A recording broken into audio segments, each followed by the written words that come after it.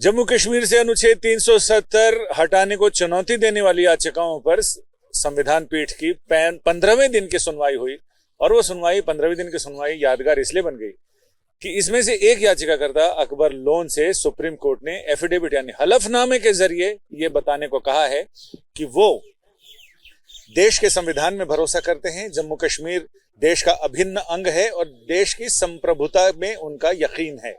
और इस हलफनामा देने के पीछे जो वजह है वो रूट्स इन कश्मीर, जिन्होंने एक हलफनामे देकर अपने इंटरवीनिंग एप्लीकेशन के जरिए कोर्ट को ये बताया था कि ये वही शख्स हैं जो पाकिस्तान जिंदाबाद के नारे लगाते हैं और भारत के खिलाफ चीजें बताते हैं। हमारे साथ अमित रैना है रूट्स इन कश्मीर की तरफ से। देखिए, हमने उच्चतम न्यायालय को अवगत कराने का प्रयास किया था कि अकबर लोन जो मुख्य याचिकाकर्ता हैं 370 में अब अगेंस्ट एब्रोगेशन, उनके क्रेडेंशियल्स डाउटफुल हैं, क्योंकि उन्होंने जम्मू कश्मीर असेंबली में और जम्मू कश्मीर प्रदेश में कई रैलीज में पाकिस्तान जिंदाबाद की बात करी है।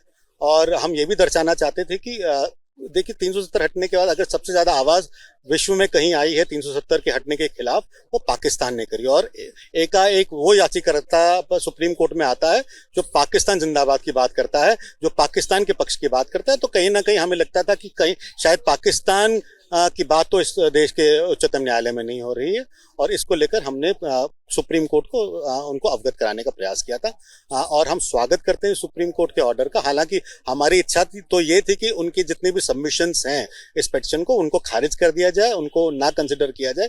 बट ऑनरेबल चीफ जस्टिस ने और ऑनरेबल बेंच ने अपने विजडम में उनसे हलफनामा मांगा है, और वही उनके लिए सबसे बड़ी दुविधा की समस्या है अकबर लोन के लिए, क्योंकि नेशनल कॉन्फ्रेंस और अकबर लोन हमेशा दो बातें करते हैं। दिल्ली में एक बात करते हैं, कश्मीर में एक बात करते हैं, और आज वो एक्सपोज होते हैं कि पूरे देश में भी एक्सपोज होते हैं और जम्मू कश्मीर भी एक्सपोज होते हैं अपनी दो बातों को लेकर। यानी नेशनल कॉन्फ्रेंस के लिए कितना बड़ा झटका है?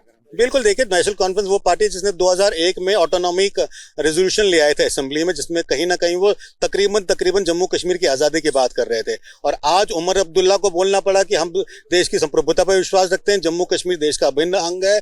उनके पिताजी कहीं ना कहीं चीन का स्वागत कर रहे थे कि 370 हटाने के बाद चीन को बुलाया जाए। आज उनकी पार्टी को कहीं ना कहीं सुप्रीम कोर्ट में एफिडेविट देना पड़ रहा है कि हम देश की संप्रभुता में जम्मू कश्मीर का जम्मू कश्मीर इंटीग्रल पार्ट है भारत का, उसमें विश्वास रखते हैं। तो उनके लिए तो शर्म की बात है, और उनकी कहीं ना कहीं राजनीति खत्म हो जाती है इससे। तो यानी कुल मिलाकर सुप्रीम कोर्ट ने जिस तरह से हलफनामा मांगा अपने आप में बड़ी बात कहता है। यानी उन लोगों के लिए बड़ा जवाब है जो लोग ये कहते हैं कि अगर कश्मीर से अनुच्छेद 370 हटा दिया गया तो उसके बाद तिरंगे को कंधा देने वाला नहीं मिलेगा, यानी तिरंगा कंधे पर थामने वाले नहीं मिलेंगे। लेकिन अब ऐसे लोगों को सुप्रीम कोर्ट में हलफनामा यानी शपथ पत्र यानी एफिडेविट देकर यह बताना पड़ेगा कि जम्मू कश्मीर भारत का अभिन्न अंग है और वो भारत के संविधान और संप्रभुता में विश्वास रखते हैं। संजय शर्मा, दिल्ली, आज तक।